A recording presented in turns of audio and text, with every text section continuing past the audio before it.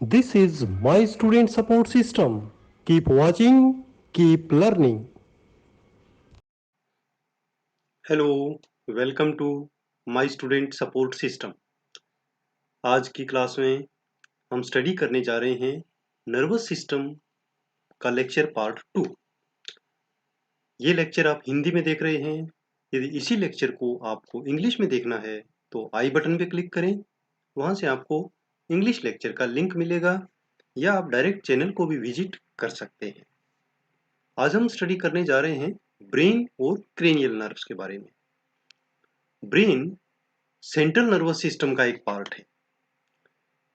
मस्तिष्क या ब्रेन संवेदी या जो सेंसरी इनपुट है वो पूरी बॉडी से रिसीव करता है और जो भी नई इंफॉर्मेशन हमें प्राप्त हुई है या पहले से जो स्टोर है उसको इंटीग्रेट करके निर्णय लेता है और फिर मोटर गतिविधियों को इनिशिएट करता है ताकि हमारी पूरी बॉडी का एक होम्योस्टेसिस सामंजस्य बनाया जा सके। आज की इस क्लास में हम स्टडी करने वाले हैं ब्रेन की कवरिंग्स, ब्रेन के पार्ट्स, वेंट्रिकल्स और सीएसएफ तथा क्रेनियल नर्व्स के बारे में। ठीक है, चलिए शुरू कर लेते हैं। सबसे पहले ब्रेन की कवरिंग। मस्तिष्क पूरी तरह टिश्यू की एक मेम्ब्रेन द्वारा कवर्ड या सुरक्षित रहता है। ये जो कवरिंग है इसे हम मेनिंजीज कहते हैं। मेनिंजीज की टोटल 3 लेयर्स होती हैं, dura mater, arachnoid matter and पाया मैटर। इनके बारे में हम अभी एक एक करके जानेंगे कि ड्यूरा मैटर क्या है, अरेक्नोइड मैटर क्या है और पाया मैटर क्या है। ड्यूरा मैटर या ड्यूरल लेयर भी इसको कहते हैं। यह जो लेयर है वो स्कल के बिल्कुल पास में होती है। ठीक है, यानी आउटर मोस्ट लेयर है ये। और यह 2 लेयर्स की बनी होती है फाइब्रस टिश्यू। ठीक है, जो स्ट्रॉन्ग एक टिश्यू होता है। जो आउटर मोस्ट लेयर है इसकी, वो स्कल के बिल्कुल पास में बोन्स के साथ टच होती है। उसे हम पेरिओस्टियल लेयर कहते हैं। और जो लेयर ब्रेन की तरफ होती है उसे मेनिंजियल लेयर कहा जाता है। इन दोनों लेयर्स के बीच में वीनस साइनस होते हैं। जहां भी ब्रेन के वीनस साइनस होते हैं जो हमने ब्लड सर्कुलेशन के दौरान स्टडी किया था, तो वो इन दोनों ड्यूरल लेयर्स के बीच में होते हैं। ड्यूरामेटर के 3 विस्तार होते हैं। विस्तार मतलब एक्सटेंशंस होते हैं जो ब्रेन के अंदर तक जाते हैं और ब्रेन को अलग अलग पार्ट्स में डिवाइड करते हैं। उसमें सबसे पहला है falx cerebri. Falx cerebri brain को 2 हेमिस्फीयर्स में डिवाइड करता है, राइट सेरिब्रल हेमिस्फीयर और लेफ्ट सेरिब्रल हेमिस्फीयर, बिल्कुल सेंटर से अंदर जाती है। फॉक्स सेरिबेली वो सेरिबेलम को 2 हेमिस्फीयर्स में डिवाइड करती है, पीछे से आगे की तरफ आती है इस प्रकार। और जो टेंटोरियम सेरिबेली है वो सेपरेट करती है सेरिब्रम और सेरिबेलम को, तो वो इस प्रकार हॉरिजॉन्टल आती है। यहाँ पर आप देख सकते हैं कि ये फॉक्स सेरिब्री है और ये फॉक्स सेरिबेली है और ये जो साइड से आ रही हैं ये टेंटोरियम सेरिबेली। नेक्स्ट जो लेयर है मिडिल लेयर जिसको हम कह सकते हैं, यह भी फाइब्रस टिश्यू की है और एरेक्नोइड जो है वो ड्यूरामेटर और पायामेटर के बीच में स्थित होती है। ड्यूरामेटर और एरेक्नोइड मैटर के बीच का जो स्पेस है उसे हम सब ड्यूरल स्पेस, और एरेक्नोइड और पायामेटर के बीच का जो स्पेस है उसे हम सब एरेक्नोइड स्पेस कहते हैं। सब एरेक्नोइड मैटर जो है वो ड्यूरामेटर के साथ साथ चलता है और जो भी फॉक्स सेरिब्री है या फॉक्स सेरिबेली है, टेंटोरियम सेरिबेली है, उनको बनाने में भी वो इनके ड्यूरामेटर के साथ साथ ही चलती है। यहाँ पर आप देख सकते हैं ये जो लाइन है ब्लैक, ये ड्यूरामेटर के पार्ट हैं 2, अपर एंड लोअर। ये पेरियोस्टियल लेयर, ये मेनिंजियल लेयर, और ये जो व्हाइट पार्ट आप देख रहे हैं ये सब ड्यूरल स्पेस है, ठीक है। उसके बाद में ये एरेक्नोइड मैटर, और एरेक्नोइड मैटर के नीचे सब एरेक्नोइड स्पेस। ये जो एरेक्नोइड मैटर है वो अंदर साथ जा रही है फॉक्स सेरिब्री बनाने के लिए। थर्ड लेयर है पाया मैटर। पाया मैटर एक संयोजी ऊतक की बनी हुई नाजुक परत है जिसमें बहुत सारी ब्लड वेसल्स भी होती है। यह मस्तिष्क का पालन पोषण करती है, और जितने भी मस्तिष्क के फीचर्स हैं या उभार हैं उनमें पूरी तरह उसके पास में रहती है ब्रेन के। और जो फीचर्स हैं, खाइयां हैं, उनके अंदर भी पाया मैटर जाती है। जैसे यहाँ इस पिक्चर में हम देख सकते हैं कि ये जो रेड लाइन है ये पाया मैटर है जो यहाँ अंदर तक जाती है फिर वापस घूम के आती है, ठीक है। इसी प्रकार जबकि जो ड्यूरल और एरेक्नोइड स्पेस मैटर हैं वो अंदर तक नहीं जाते हैं इन फीचर्स में। अब आता है ब्रेन। ब्रेन को हम स्टडी पर्पज से 4 पार्ट्स में डिवाइड कर सकते हैं। सबसे पहले है सेरिब्रम, फिर सेरिबेलम, डाइनसेफलोन और ब्रेन स्टेम। अब इन्हें हम एक एक करके स्टडी करेंगे। सेरिब्रम, यह मस्तिष्क का सबसे बड़ा हिस्सा है। जब भी हम ब्रेन को देखते हैं तो मेन हमें यही दिखाई देता है, सेरिब्रम। यह मस्तिष्क के आगे का और अपर जो ऊपरी पार्ट है, यह एक गहरी फीशर द्वारा, जिसे हम लॉन्गिट्यूडिनल सेरिब्रल फीशर कहते हैं, 2 पार्ट्स में डिवाइड होता है, लेफ्ट हेमिस्फीयर और right hemisphere, left cerebral hemisphere और राइट सेरिब्रल हेमिस्फीयर। जो सेरिब्रम का आउटर पार्ट है उसे हम सेरिब्रल कॉर्टेक्स कहते हैं, और इसमें बहुत सारे इनफोल्डिंग्स होती हैं, ठीक है ना। उभार, फिर गहराई, फिर उभार, फिर गहराई। तो जो उभार है उसे हम गायरस या गायरी कहते हैं, और जो अंदर धंसा हुआ हिस्सा है, खाइयां जो हैं, उसे हम क्या कहते हैं, सल्कस या सल्काई।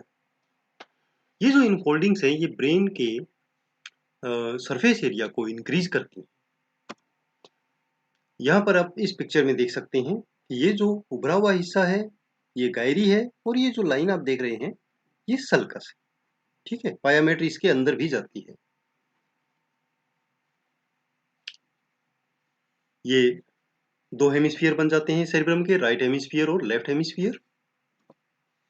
प्रत्येक जो सेरिब्रल हेमिस्फीयर है या गोलार्ध है उसे हम आगे 4 लोब्स में डिवाइड करते हैं, ठीक है। राइट हेमिस्फीयर भी 4 लोब्स में डिवाइड होगा, और लेफ्ट हेमिस्फीयर भी 4 लोब्स में डिवाइड होगा, और उनका जो नाम है वो उस बोन के आधार पे है जिसके नीचे वो होती है।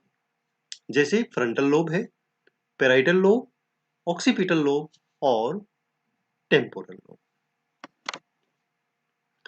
सेरिब्रम का जो हमने देखा कि जो आउटर मोस्ट पार्ट है, बाहरी हिस्सा है, वो सेरिब्रल कॉर्टेक्स कहलाता है।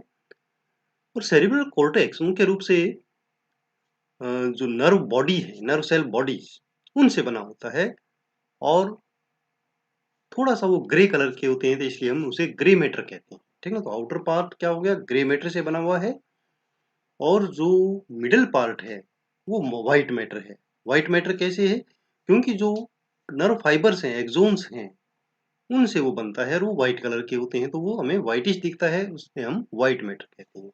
तो ब्रेन को हम ऐसे समझ सकते हैं कि बाहर का ग्रे मैटर और अंदर का व्हाइट मैटर। तो बट व्हाइट मैटर भी क्योंकि फाइबर्स होते हैं तो ये एक लाइनियों के रूप में दिखाई देते हैं, जिन्हें हम ट्रैक्ट्स बोलते हैं। तो एक्सोन्स उसको ट्रैक्ट भी बोलते हैं, और मुख्य रूप से जो ट्रैक्ट है उनके नाम दिए गए हैं, एक एसोसिएशन ट्रैक्ट है, एक कमीशरल ट्रैक्ट है, और प्रोजेक्शन ट्रैक्ट्स। एसोसिएशन ट्रैक्ट्स क्या हैं? एसोसिएशन ट्रैक्ट्स वो ट्रैक्ट्स हैं जो एक ही हेमिस्फीयर में एक गायरस को दूसरे गायरस से कनेक्ट करते हैं, ठीक है, और उनके बीच में इम्पल्सेस का आदान प्रदान करते हैं। कमीशरल ट्रैक्ट्स वो ट्रैक्ट्स हैं जो एक हेमिस्फीयर के गायरस से दूसरा जो हेमिस्फीयर है उस गायरस में कनेक्ट करते हैं, कोरस्पॉन्डिंग जो गायरस है उनमें। और इनमें जो मुख्य एग्जाम्पल है वो हैं कॉर्पस कैलोसम, जो मेन एक कमीशरल ट्रैक्ट है। इसके अलावा इंटीरियर कमीशरल ट्रैक्ट है, और पोस्टीरियर कमीशर ट्रैक्ट है। नेक्स्ट है प्रोजेक्शन ट्रैक्ट। प्रोजेक्शन ट्रैक्ट में वो एक्सोन्स आते हैं जो सेरिब्रम से नीचे कनेक्ट करते हैं मिड ब्रेन और स्पाइनल कॉर्ड तक, और वहां से नर्व इम्पल्सेस का आदान प्रदान करते हैं। इसका एग्जांपल है इंटरनल कैप्सूल। तो यहाँ पर आप देख सकते हैं कि ये जो बाहर का हिस्सा है ये ग्रे मैटर है, और ये जो पार्ट्स आप देख रहे हैं ये व्हाइट मैटर है। ठीक है ना, ये अलग अलग ट्रैक्ट्स हैं। जैसे ये एग्जांपल कॉर्पस कैलोसम है, ये यहाँ से लेकर ये जो देख रहे हैं ये आपका इंटरनल कैप्सूल है। ठीक है ना, और ये कमीशरल ट्रैक्ट्स हैं, और एसोसिएशन ट्रैक्ट यहाँ से यहाँ तक, यानी एक ही हेमिस्फीयर में जो कनेक्ट करती हैं उसे हम क्या कहेंगे, एसोसिएशन ट्रैक्ट्स। अब आता है बेसल गैंग्लिया। बेसल गैंग्लिया एक प्रकार से आप ये समझ सकते हैं कि छोटी छोटी नर्व बॉडी का एक मास होता है जो व्हाइट मैटर में बीच बीच में उपस्थित होता है, जिन्हें हम बेसल गैंग्लिया कंबाइंड रूप से कहते हैं। सेरिब्रल कॉर्टेक्स और थैलेमस के जो मोटर पार्ट्स हैं उनके साथ उनका कनेक्शन होता है, और वो रिले स्टेशन के रूप में काम करते हैं कि वहां से जो इम्पल्स आएंगे उनको नीचे भेजना है। इनका मुख्य काम है कि जो जटिल मूवमेंट है वो सटीक नियंत्रण उनका कैसे करना है, और पोस्चर और जो हमारी चाल है, चलना, मूवमेंट, वॉकिंग है, वो जो गतिविधियां हैं उनको कंट्रोल करते हैं बेसल गैंग्लिया। इसी प्रकार एक लिम्बिक सिस्टम भी एक हमारा स्पेशल पार्ट है जो व्हाइट मैटर के अंदर ही होता है। लिम्बिक सिस्टम संरचनाओं का वह समूह है जो ब्रेन स्टेम के ऊपरी हिस्से और कॉर्पस कैलोसम के चारों तरफ होता है। लिम्बिक सिस्टम को भावनात्मक मस्तिष्क भी कहते हैं, क्योंकि जो भावनाएं हैं, इमोशंस हैं, उनमें ये मुख्य भूमिका निभाता है। जैसे खुशी, दर्द, विनम्रता, स्नेह, भय और क्रोध ये शामिल है। ये जो लिम्बिक सिस्टम है ये ऑल्फैक्शन मतलब स्मेल और मेमोरी में भी शामिल होता है। Areas of cerebrum. सेरिब्रम में कई ऐसे क्षेत्र हैं जो एक या एक से अधिक कार्यों के साथ जुड़े हुए हैं, जिन्हें हम फंक्शनल एरिया कहते हैं। मुख्य जो फंक्शनल एरिया हैं वो संवेदी क्षेत्र हैं, जो नर्व इम्पल्सेस को रिसीव करते हैं पूरी बॉडी से, पेरिफेरी से। मोटर क्षेत्र हैं जो एक्टिविटी को शुरू करते हैं, और वो नर्व इम्पल्स जाते हैं पूरी बॉडी में जो किसी एक्शन के लिए प्रेरित करेंगी। इसी प्रकार एसोसिएशन क्षेत्र भी है। ठीक है, तो सबसे पहले हम देखते हैं संवेदी क्षेत्र क्या है। संवेदी क्षेत्र में सोमेटो संवेदी क्षेत्र, श्रवण क्षेत्र मतलब सुनना, ऑल्फैक्टरी क्षेत्र, और दृश्य क्षेत्र और स्वाद क्षेत्र यानी देखना, स्वाद या सेंसेशन लेना, टेस्ट कैसा है, और सुगंध। ये सारे एरियाज सेंसरी एरियाज कहलाते हैं, और ये सेरिब्रम के अंदर होते हैं। इसी प्रकार मोटर एरियाज भी हैं। मोटर क्षेत्रों में एक तो प्राइमरी मोटर एरिया है जो फ्रंटल लोब में है। जो भी हमारी स्केलेटल मसल्स हैं, जैसे हम हाथों को मूव कर रहे हैं, पैरों को मूव कर रहे हैं, चल रहे हैं, इनको सेंसेशन देना जो है वो एक ट्रैक्ट के माध्यम से होता है, जिसे हम टू न्यूरॉन सिस्टम कहते हैं। इसमें क्या होगा कि एक पहला अपर मोटर न्यूरॉन होगा जो मोटर क्षेत्र से शुरू होगा और इंटरनल कैप्सूल के माध्यम से नीचे आएगा, और मेडुला ऑब्लोंगेटा में वो क्रॉस ओवर करेगा। जो लेफ्ट हेमिस्फीयर से आ रहा है वो राइट की साइड चला जाएगा, और राइट साइड से जो न्यूरॉन आ रहा है वो लेफ्ट की ओर चला जाएगा। उसे हम डेक्यूसेशन कहते हैं। इसके बाद जब ये एक्सोन या नर्व फाइबर चले जाएंगे स्पाइनल कॉर्ड में, वहां पर एक दूसरा न्यूरॉन शुरू होगा जिसे हम लोअर मोटर न्यूरॉन कहेंगे। उसके साथ इनका अपर मोटर न्यूरॉन का सिनेप्सिस होता है, लिंक होता है, जहां से सेंसेशन क्रॉस ओवर होते हैं अपर मोटर न्यूरॉन से लोअर मोटर न्यूरॉन में। इसके बाद जो लोअर मोटर न्यूरॉन है वो स्पाइनल कॉर्ड से निकलकर पेरिफेरी में जाता है। जो भी मसल जिसको एक्शन लेना है उसकी एंड प्लेट होती है, नर्व एंड प्लेट, वहां पर वो जाएगा, और जो मोटर सेंसेशन ब्रेन में शुरू हुआ है उसका मैसेज देगा उस मसल को ताकि वो मूव करे। ठीक है, तो ये जो क्रॉस ओवर होता है, डेक्यूसेशन जो होता है मेडुला ऑब्लोंगेटा में, इससे क्या होगा कि एक क्लियर मैसेज हमें मिलना चाहिए कि जो हमारा राइट साइड का हेमिस्फीयर है वो लेफ्ट बॉडी को कंट्रोल करता है, और जो लेफ्ट हेमिस्फीयर है वो हमारा राइट बॉडी को कंट्रोल करता है। और ये जो दोनों न्यूरॉन्स हैं, अपर मोटर न्यूरॉन या लोअर मोटर न्यूरॉन, इनमें कहीं भी किसी को भी अगर कोई इंजरी हो जाती है तो पैरालिसिस हो सकता है, लकवा हो सकता है। इसी प्रकार एक एरिया है ब्रोका मोटर स्पीच एरिया। यह लेटरल सल्कस के जस्ट ऊपर फ्रंटल लोब में है, और ये स्पीच के लिए जो भी मसल मूवमेंट है उनको कंट्रोल करता है। एसोसिएशन एरियाज, एसोसिएशन क्षेत्र, इसमें डिफरेंट ट्रैक्ट्स होती हैं जो जो मस्तिष्क का कोर्टेक्स है वहां से, और जो लोअर हमारा ब्रेन का पार्ट है वहां तक मैसेज को समन्वय करता है, उनको भेजता है, और मुख्य रूप से वो संबंधित होता है मेमोरी, जो हमारा लर्निंग प्रोसेस है, हमारी लैंग्वेज, और जो हायर लेवल की जो थिंकिंग है उसको कंट्रोल करता है, उसको रिसीव करता है। एसोसिएशन एरियाज, ठीक है, ये भी सेरिब्रम के अंदर होते हैं। नेक्स्ट पार्ट आता है सेरिबेलम। सेरिबेलम सेरिब्रम के नीचे और पीछे की ओर स्थित है। यह लगभग अंडाकार होता है। इसमें भी दो हेमिस्फीयर होते हैं, लेफ्ट और राइट। सेरिबेलम की भी जो आउटर एरिया है उसे हम सेरिबेलर कॉर्टेक्स कहते हैं। ये भी ग्रे मैटर का बना होता है, जैसे सेरिब्रम था वैसे ये भी है। और जो डीप गहराई में जो एरिया है उसे हम व्हाइट मैटर कहेंगे।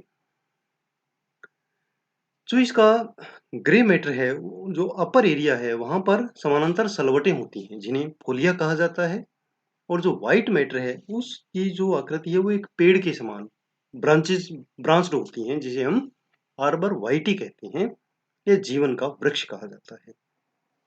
ठीक है, इस पिक्चर में आप देख सकते हैं क्लियर कि ये सेरिब्रम है और इसके नीचे सेरिबेलम है। ठीक है, तो जो आउटर पार्ट या सेरिबेलर कॉर्टेक्स है वो क्या है, फोलिया कहलाता है, क्योंकि ये लाइनें जो है ये फोलिया कहलाती हैं। और जो अंदर व्हाइट मैटर है ये आर्बर वाइटी या ट्री ऑफ लाइफ कहलाता है। सेरिबेलम स्वैच्छिक पेशी मूवमेंट या वॉलेंट्री मसल्स मूवमेंट और पोस्चर, और जो हमारा संतुलन है बॉडी का, उससे संबंधित है। सेरिबेलम की जो गतिविधि है वो स्वैच्छिक नियंत्रण में नहीं होती है, ये अपने आप कार्य करता है। सेरिबेलम मांसपेशियों के विभिन्न समूह के मूवमेंट को कंट्रोल करता है, उन्हें सुचारू बनाता है, और जो सटीक क्रियाएं होती हैं उनको सुनिश्चित करता है। पोस्चर, बैलेंस हमारी बॉडी का चलते समय उसकी गतिविधियों का समन्वय करता है, और यह अपने आप होता है, ऑटोमेटिक होता है। तीसरा ब्रेन का पार्ट है डाइनसेफेलॉन। यह जो हिस्सा है ये सेरिब्रम और मिड ब्रेन के बीच में होता है। इसमें काफी इंपॉर्टेंट पार्ट्स होते हैं, जैसे थैलेमस, हाइपोथैलेमस, पीनियल ग्लैंड और ऑप्टिक क्याज्मा। पीनियल ग्लैंड हम ऑलरेडी स्टडी कर चुके हैं ग्लैंड्स वाले पार्ट्स में, और ऑप्टिक क्याज्मा को हम आगे स्टडी करेंगे जब हम आईज के बारे में डिस्कस करेंगे। थैलेमस के बारे में थोड़ा हम आपको बता देते हैं कि थैलेमस व्हाइट मैटर के अंदर सेल बॉडीज का एक छोटा सा कलेक्शन है। इसमें दो ये होते हैं पार्ट्स, लेफ्ट और राइट ग्रे मैटर के बने हुए, कॉर्पस कैलोसम के जस्ट नीचे होते हैं। ठीक है, और थर्ड वेंट्रिकल के दोनों साइड में एक एक थैलेमस होता है। इनका काम जस्ट रिले स्टेशन के रूप में कार्य करना है, सेंसेशन को आगे भेजना। हाइपोथैलेमस थोड़ा सा इसके आगे होते हैं, नीचे की तरफ, पीछे की तरफ। ये छोटी संरचना है पर बहुत महत्वपूर्ण है, और इसका वजन लगभग 7 ग्राम है। ये थैलेमस के नीचे और पिट्यूटरी ग्लैंड के ऊपर होता है। हाइपोथैलेमस कई शारीरिक गतिविधियों को नियंत्रित करता है, और वो भी ऑटोमेटिक होती है। ऑटोनोमिक नर्वस सिस्टम की जो भी एक्टिविटीज हैं वो हाइपोथैलेमस द्वारा कंट्रोल होती है। यहाँ आप देख सकते हैं ये थैलेमस है और इसके नीचे हाइपोथैलेमस है। उसके बाद आता है ब्रेन स्टेम। ब्रेन स्टेम के जो मुख्य पार्ट हैं वो है मिड ब्रेन, यहाँ आप देख सकते हैं, पोन्स, मेडुला, और इनके बीच में सेंट्रल पार्ट में रेटिकुलर फॉर्मेशन होता है। मिड ब्रेन क्या है? मिड ब्रेन मस्तिष्क का वह हिस्सा है जो सेरिब्रम और पोन्स के बीच में स्थित होता है। इसमें न्यूक्लियाई होते हैं और ट्रैक्ट होते हैं, ठीक है ना। न्यूक्लियाई मतलब जहां पर सेल बॉडी होंगी, और ट्रैक्ट्स मतलब जहां पर एक्सोन्स होंगे, जो मस्तिष्क के निचले हिस्सों या स्पाइनल कॉर्ड्स के साथ सेरिब्रम को जोड़ते हैं, यानी उनका कम्युनिकेशन बनाते हैं। मिड ब्रेन के फ्रंट पार्ट में आगे की ओर सेरिब्रल पेडंकल्स के रूप में एक्सोन्स के बंडल्स होते हैं। पोन्स जो है वो सेरिबेलम के सामने आगे की ओर है, मिड ब्रेन और मेडुला ऑब्लोंगेटा के बीच में स्थित है। इसमें मुख्य रूप से एक्सोन्स होते हैं, जो सेरिबेलम के जो दोनों गोलार्ध हैं, दोनों हेमिस्फीयर्स हैं, और मस्तिष्क के जो सेरिब्रम है, अपर पार्ट है, और जो स्पाइनल कॉर्ड है, उनके बीच में जितने भी फाइबर्स आते जाते हैं वो यहाँ से होके जाते हैं पोन्स से। पोन्स की जो संरचना है वो सेरिब्रम से थोड़ी सी डिफरेंट होती है। सेरिब्रम में ग्रे मैटर आउटर होता है और व्हाइट मैटर इनर होता है, जबकि पोन्स में व्हाइट मैटर आउटर साइड में होता है और grey matter inner. Medulla oblongata, pons के नीचे मेडुला ऑब्लोंगेटा होती है, पोन्स से शुरू होती है और बाद में नीचे ये स्पाइनल कॉर्ड के साथ कंटिन्यू रहती है। इसकी जो लंबाई है मेडुला की वो 2.5 सेंटीमीटर है। यह भी एक रिले स्टेशन के रूप में काम करती है कि जो नीचे से सेंसेशन आते हैं वो ऊपर जाते हैं सेरिब्रम तक, और सेरिब्रम से नीचे स्पाइनल कॉर्ड तक।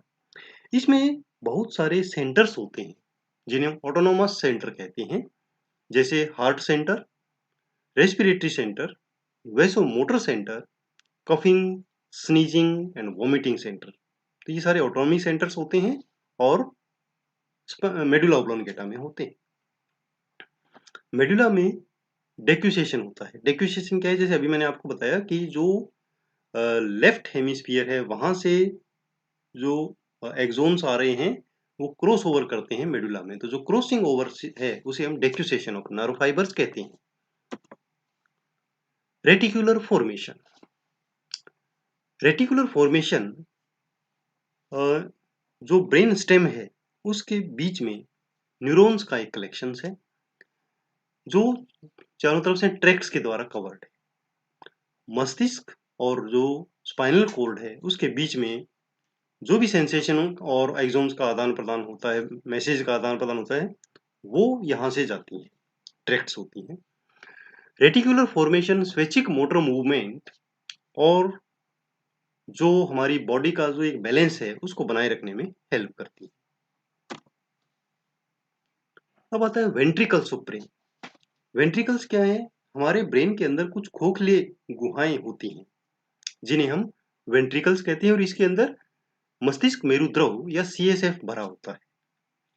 ठीक है, तो हमारी बॉडी में कितने हैं? ब्रेन में 4 वेंट्रिकल्स हैं, एक right lateral ventricle, left lateral ventricle, third ventricle और फोर्थ वेंट्रिकल। राइट और लेफ्ट वेंट्रिकल जो हैं वो दोनों सेरेब्रल हेमिस्फीयर्स में एक एक होता है, जो कॉर्पस कैलोसम के जस्ट नीचे होते हैं। ये एक पतली मेम्ब्रेन द्वारा एक दूसरे से अलग होते हैं जिसे सेप्टम ल्यूसिडम कहते हैं, और सीलिएटेड एपिथेलियम के द्वारा स्तरित होते हैं अंदर की साइड से। थर्ड वेंट्रिकल हाइपोथैलेमस के थोड़ा सा ऊपर और मिड लाइन पे होता है, और यह एक कैनाल द्वारा, जिसे हम सेरेब्रल एक्विडक्ट कहते हैं, चौथे वेंट्रिकल के साथ जुड़ा होता है। ये जो चारों वेंट्रिकल हैं ये एक दूसरे से जुड़े होते हैं, ठीक है, बीच में कम्युनिकेशन होता है।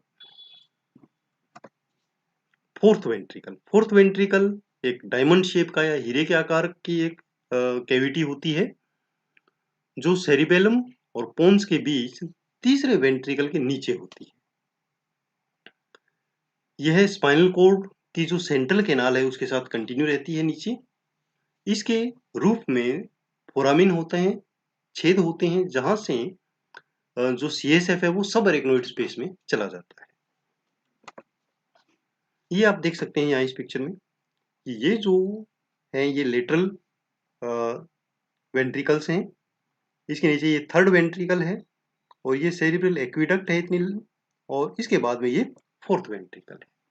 इसके बाद जो सेंट्रल कैनाल है स्पाइनल कॉर्ड की उसके साथ ये कंटिन्यू रहता है और इसके अंदर CSF भरा होता है और जो फोर्थ वेंट्रिकल है वहां से वो CSF बाहर सब अरेक्नोइड स्पेस में आता है और ब्रेन के चारों तरफ भी वो रहता है सब अरेक्नोइड स्पेस में मेनिंजीज के बीच में। अब CSF क्या होता है?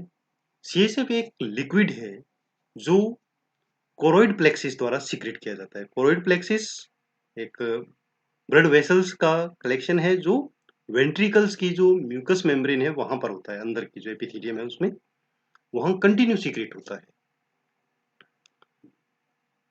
और CSF सर्कुलेट होता हुआ वेंट्रिकल्स से फिर सब अरेक्नोइड स्पेस में आता है और सब अरेक्नोइड स्पेस में जो छोटे छोटे डाइवर्टिक्यूला होते हैं वीनस साइनस के अंदर वहां से एब्जॉर्ब कर लिया जाता है, ठीक है, जिन्हें हम सब अरेक्नोइड विलाई कहते हैं। तो ये आप समझ सकते हैं कि CSF कोरोइड प्लेक्सिस द्वारा सीक्रेट होता है और अरेक्नोइड विलाई द्वारा एब्जॉर्ब कर लिया जाता है। तो ये सीक्रेशन और एब्जॉर्प्शन कंटिन्यू चलता रहता है। प्रति मिनट जो CSF है वो 0.5 ml सीक्रेट होता है, यानी पूरे दिन में लगभग 720 ml CSF सीक्रेट होता है, परंतु वो एब्जॉर्ब भी होता रहता है कंटिन्यूअसली।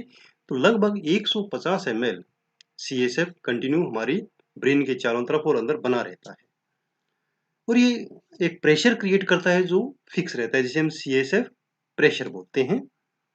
CSF प्रेशर को चेक करने के लिए लंबर पंक्चर किया जाता है, जिसमें एक निडल डालते हैं फोर्थ लंबर वर्टिब्रा के ऊपर, जो फोर्थ और थर्ड लंबर वर्टिब्रा का जो बीच का स्पेस है, और उसको एक ट्यूब के साथ जोड़ते हैं। तो उससे हमें पता लग जाता है CSF का प्रेशर कितना है। नॉर्मल CSF प्रेशर 10 से 30 mm ऑफ वाटर होता है, ठीक है। लेटी हुई अवस्था में 30 ml और सीटिंग में 10 mm ऑफ वाटर। CSF के कार्य क्या है? सबसे पहले मेन कार्य है कि मैकेनिकल प्रोटेक्शन करता है, क्योंकि ये ब्रेन को चारों तरफ से कवर कर रहा है, तो ये शॉक एब्जॉर्बर की तरह कार्य करता है, ठीक है ना। जो हमारी रीढ़ की हड्डी में स्पाइनल कॉर्ड है उसको भी बचाता है और ब्रेन को भी झटकों से बचाता है। अदरवाइज वो बोनी पार्ट हैं उनके साथ टकरा के ब्रेन को नुकसान पहुंच सकता था, बट ये उसको सपोर्ट करता है, प्रोटेक्शन करता है। केमिकल प्रोटेक्शन, केमिकल एक्टिविटीज भी CSF करता है, क्योंकि CSF के अंदर जो भी केमिकल कंपोजिशन है वो सेंसेशन के ट्रांसफर के लिए बहुत महत्वपूर्ण है। यदि उसमें कुछ चेंजेस आ जाएं तो जो भी एक्शन पोटेंशियल सेंसेशन के ट्रांसफर के लिए बनते हैं उसमें उसको बाधित कर सकता है। तीसरा कार्य है कंटिन्यूस सर्कुलेशन। ये कंटिन्यूस CSF सर्कुलेट होता रहता है और जो भी हमारा ब्रेन है उनको पोषक तत्वों का उनको देता है ब्रेन के टिश्यू को, और वहां से जो वेस्ट मटेरियल है उसको रिसीव करता है और बाद में उसको ब्लड में ट्रांसफर कर देता है। तो ये कार्य भी CSF करता है। उसके बाद आते हैं cranial nerves. Cranial nerves actually peripheral nervous system का पार्ट है और लगभग 12 जोड़ी यानी 24 क्रेनियल नर्व्स होती हैं। पेयर्स के अंदर होती हैं, इसलिए 12 हम इनको कहते हैं। नाम तो 12 का ही लेंगे पर ये पेयर में है इसलिए 24 हैं और ये सारी सारी ब्रेन्स के और ब्रेन के पार्ट से निकलती हैं और मुख्य रूप से स्कल और नेक को सेंसेशन लाने और ले जाने का कार्य करती हैं। 3 टाइप्स की ये होंगी, या तो सेंसरी होंगी जो मैसेज को रिसीव करेंगी, कुछ मोटर होंगी जो सेंसेशन सेंड करेंगी, और कुछ मिक्स्ड होंगी, ठीक है, जो दोनों प्रकार का कार्य करेंगी। इनके जो नाम हैं वो इनके कार्यों के आधार पर दिए गए हैं और इनका एक निश्चित नंबरिंग है, और वो नंबरिंग इस प्रकार से है कि वो किस क्रम में ब्रेन से जुड़ी होती है, ठीक है। तो सबसे पहले आती हैं olfactory nerves. Olfactory nerve sensory हैं और ये स्मेल से जुड़ी हुई हैं, और ये शुरू कहाँ से होती हैं? उनके संवेदी रिसेप्टर्स जो हमारी नेजल कैविटी है उसकी रूप में होते हैं, वहां से वो ब्रेन तक मैसेज देते हैं। दूसरी नर्व है ऑप्टिक नर्व, जो दृष्टि से संबंधित है, देखने से संबंधित है, और इसके जो रिसेप्टर्स हैं वो आंखों में, रेटिना में शुरू होते हैं और आगे ब्रेन में जाते हैं। तीसरी है ओक्यूलोमोटर नर्व्स। ओक्यूलोमोटर नर्व मोटर नर्व है, ठीक है। तो इनके जो मैसेज शुरू होते हैं, ये जो नर्व बनती हैं, ये सेरेब्रल एक्वाडक्ट जो है हमारी, सेरेब्रल एक्वाडक्ट हमने अभी स्टडी किया, थर्ड और फोर्थ वेंट्रिकल के बीच में है, उसके पास जो न्यूक्लियस है वहां से शुरू होती हैं और आंखों के अंदर जाती हैं, ठीक है ना। वहां से आंखों की जो मूवमेंट है उसको कंट्रोल करती हैं। आंखों की मूवमेंट कंट्रोल करने के लिए 6 पेयर्स जो हमारे पास मसल्स होती हैं, उसमें से 4 को ये ओक्यूलोमोटर सप्लाई करती है, उनको कंट्रोल करती है। उसके बाद है ट्रोक्लियर नर्व। ट्रोक्लियर नर्व भी सेरेब्रल एक्वाडक्ट से आ रही है और आंखों की एक पेयर जो मसल है सुपीरियर ओब्लिक मसल, उसको कंट्रोल करती है। उसके बाद है ट्राइजेमिनल नर्व। ट्राइजेमिनल नर्व एक मिक्स्ड नर्व है जिसमें मोटर और सेंसरी दोनों प्रकार के एक्सोन्स होते हैं, फाइबर्स होते हैं। ये काफी बड़ी है, ठीक है ना। इसके अलग अलग पार्ट्स भी होते हैं, जैसे ऑप्थेल्मिक ब्रांच, मैक्सिलरी नर्व और मैंडिब्यूलर नर्व। ये काफी बड़े एरिया को कवर करती है। इसके जो सेंसरी फाइबर्स हैं वो हमारे चेहरे से पेन, टेम्परेचर, टच, इनके सेंसेशन को रिसीव करते हैं और ब्रेन तक पहुंचाते हैं। और जो मोटर फाइबर्स हैं वो मसल्स ऑफ मस्टेशन, ठीक है ना, मेस्टिकेशन। मेस्टिकेशन क्या है? चबाना। हमारे जो ये जबड़े की मूवमेंट है, इनकी मसल्स को इसकी जो मोटर फाइबर है वो कंट्रोल करते हैं। उसके बाद है एब्डुसेंट नर्व। एब्डुसेंट नर्व भी मोटर नर्व है और यह भी जो फोर्थ वेंट्रिकल के फ्लोर के पास से जो न्यूक्लियस है वहां से शुरू होती हैं और जो हमारी आई बॉल की जो छठी मसल है उसको, जिसको हम लेटरल रेक्टस मसल कहते हैं, वहां तक सेंसेशन को लेकर जाती है, उसको मूव कराती है। सेवंथ क्रेनियल नर्व है फेसियल नर्व। ये नर्व मोटर और सेंसेशन दोनों प्रकार के फाइबर से बनी हुई है, यानी मिक्स्ड नर्व है। मोटर फाइबर जो हमारा फेशियल एक्सप्रेशन है उसकी मसल्स को सेंसेशन पहुंचाती हैं, और जो सेंसरी फाइबर्स हैं वो टंग्स में जो टेस्ट बड्स होती हैं वहां से आती हैं और ये मस्तिष्क तक टेस्ट को रिसीव करने के लिए लेकर जाती हैं सेंसेशन को। वेस्टिब्यूलो कोक्लियर नर्व, ये 8वीं नर्व है। ये सेंसरी है और इसके 2 डिवीजन होती हैं, वेस्टिब्यूलर ब्रांच और कोक्लियर ब्रांच।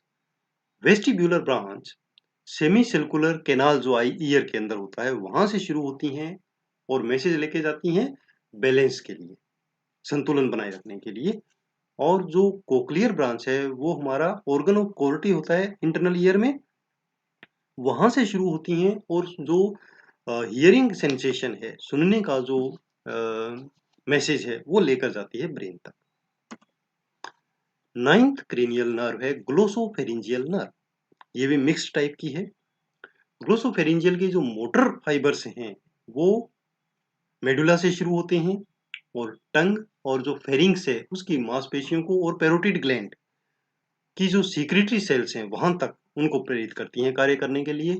और जो सेंसरी या संवेदी फाइबर्स हैं वो टंग के पीछे टॉन्सिल्स, फेरिंग्स और जो टेस्ट बड्स हैं वहां से सेंसेशन को लेकर जाती हैं। ये जो नर्व हैं ये गैग रिफ्लेक्स और स्वेलोइंग के लिए बहुत इंपॉर्टेंट है। 10th है vagus nerve. Vagus nerve cranial nerve की सबसे बड़ी नर्व होती हैं और ये नेक से होते हुए चेस्ट और पूरे एब्डोमेन में आती हैं। काफी बड़ी हैं, काफी लार्ज एरिया को कवर करती हैं और ये मिक्स टाइप की। इसके जो मोटर फाइबर हैं, ये जो वेगस नर्व है ये पैरासिम्पैथेटिक नर्वस सिस्टम यानी जो ऑटोनॉमिक नर्वस सिस्टम का है उसका भी एक पार्ट बनाती हैं। इसके अलावा इसके जो मोटर फाइबर हैं वो मेडुला ओब्लोंगेटा से शुरू होते हैं और फेरिंग्स, जो हमारा स्वर यंत्र है लैरिंग्स, ट्रेकिया, हार्ट और जो जीआईटी है, स्टमक, स्मॉल इंटेस्टाइन, और पैंक्रियाज, जितने भी पेट के और चेस्ट कैविटी में जो ऑर्गन्स हैं उन सबको सेंसेशन पहुंचाती हैं कार्य करने के लिए, बट वो हमारे कंट्रोल में नहीं होते। ठीक है, ऑटोनॉमिक नर्वस सिस्टम के कंट्रोल में होते हैं। और इन सब पार्ट से जो सेंसरी मैसेज है वो वापस लेकर जाती है ब्रेन तक। ठीक है ना, तो काफी बड़ा एरिया कवर करती है। मोटर फाइबर भी हैं, सेंसरी फाइबर भी हैं। 11th जो क्रेनियल नर्व है वो है एक्सेसरी नर्व। ये नर्व मेडुला ओब्लोंगेटा से शुरू होती है और स्टर्नोक्लीडोमेस्टोइड, ये जो मसल है यहाँ पर, यहाँ तक मैसेज जाती है और पीछे ट्रेपेजियस मसल है वहां तक सेंसेशन लेके जाती है, उनको एक्शन करने के लिए प्रेरित करती है। और जो हाइपोग्लोसल नर्व है वो भी मोटर है। ये भी नर्व जो मेडुला ओब्लोंगेटा से शुरू होती है और जो टंग और हायोइड बोन उनको मैसेज देती है। जो हम बोलने का कार्य कर रहे हैं, जो टंग की जो मूवमेंट है वो इस नर्व से प्रेरित होती है। तो इस प्रकार आज हमने स्टडी किया ब्रेन और क्रेनियल नर्व्स के बारे में। अब हम नेक्स्ट जो क्लास होगी नर्वस सिस्टम की, उसमें हम स्टडी करने वाले हैं स्पाइनल कॉर्ड और स्पाइनल नर्व्स के बारे में। तो ऐसे ही उपयोगी लेक्चर्स देखने के लिए आप चैनल को सब्सक्राइब कर सकते हैं। फेसबुक पेज उसको भी लाइक कर सकते हैं और नोट्स बनाने के लिए आप विजिट करें ब्लॉगर को mynursingstudents.blogspot.com। वहां पर आपको सारा मटेरियल मिलेगा जो भी हम स्टडी कर रहे हैं। और फॉलो कर सकते हैं मुझे ट्विटर पर, इंस्टाग्राम पर और Facebook group nursing notes join कर सकते हैं। धन्यवाद। आपका दिन शुभ।